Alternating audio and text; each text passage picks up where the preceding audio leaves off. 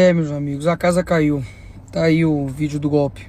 Sabemos que se a gente reagir depois das eleições, vai ter um caos no Brasil.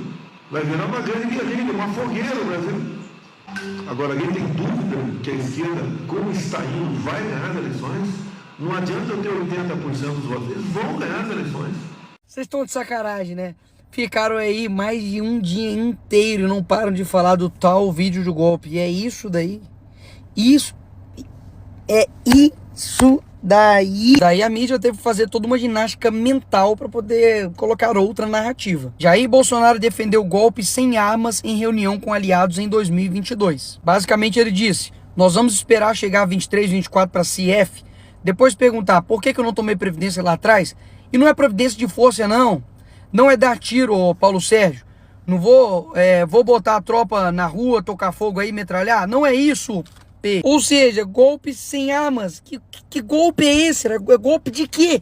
De karatê?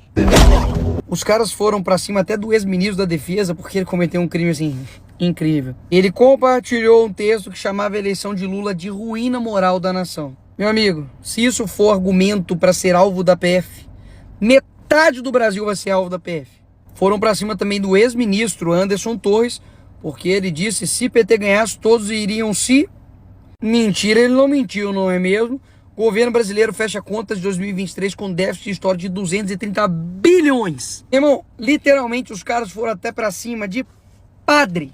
Repito, padre! Agora, afinal de contas, vamos entender o que foi de falta essa minuta de golpe. Passado algumas horas da histeria coletiva da mídia da esquerda, a tal minuta do golpe que encontraram lá no escritório do Bolsonaro, e eu confesso que na hora eu falei, pô, se tivesse alguma minuta de golpe, vai deixar no escritório, Bolsonaro? Você é o quê? Você é burro? Mas não foi isso que aconteceu. O que aconteceu é que o Bolsonaro, ele pediu pro advogado dele a suposta minuta do golpe, para poder entender o que é isso. Ele recebeu essa minuta e imprimiu no seu escritório para poder ler.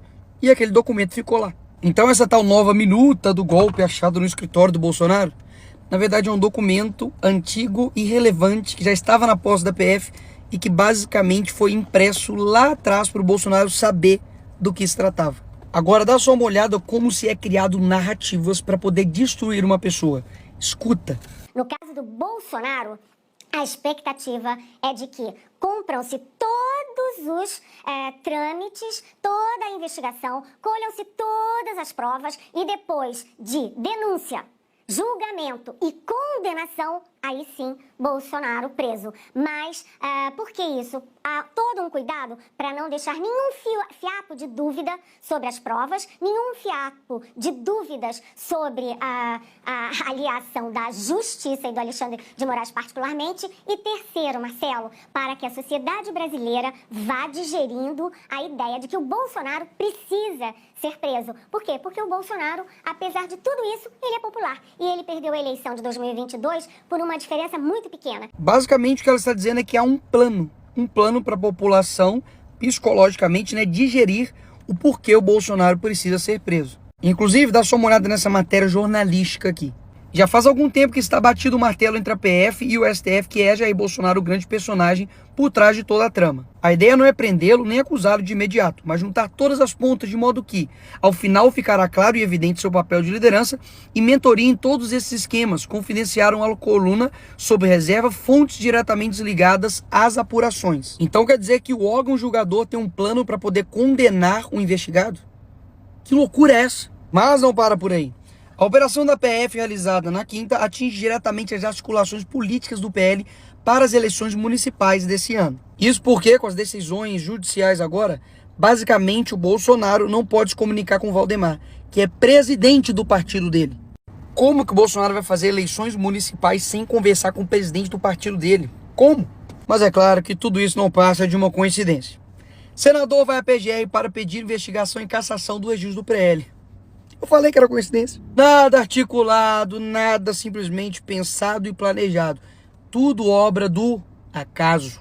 E não somente isso, Moraes também proibiu os advogados dos investigados, bolsonaristas, de conversar entre si. Nem a OAB engoliu essa. A OAB pedirá que o STF permita que defesas de Bolsonaro e outros se falem. Se as prerrogativas dos advogados, dos investigados não estão sendo defendidos, que deveriam ser algo básico, imagina então as coisas mais básicas ainda, como por exemplo a própria decisão. Tá só uma olhadinha. Decisão de Moraes troca 3 vezes a palavra como por corno.